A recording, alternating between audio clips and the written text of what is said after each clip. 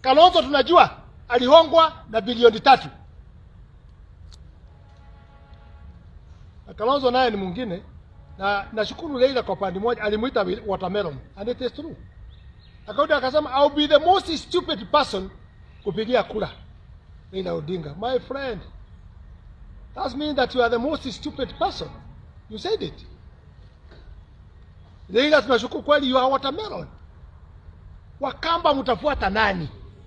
Mtu akudanganya nyinyi. Jana niliona akitoa statement ya yumba yumba.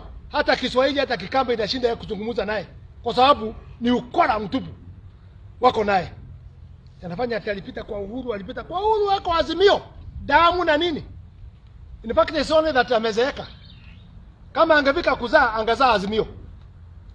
It's unfortunate. We cannot go in that direction and ask our people. Tusiharibu jina yetu, tuwe watu ya kuacha kusimama na mambo ya Mungu.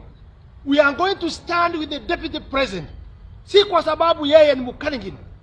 Ni kwa sababu kulikuwa na mipangilio. Na sisi ni watu ya hadi. Na hadi yetu lazima ijulikane na ifanyike. Tukisema kitu tunasema na tunasimama naye.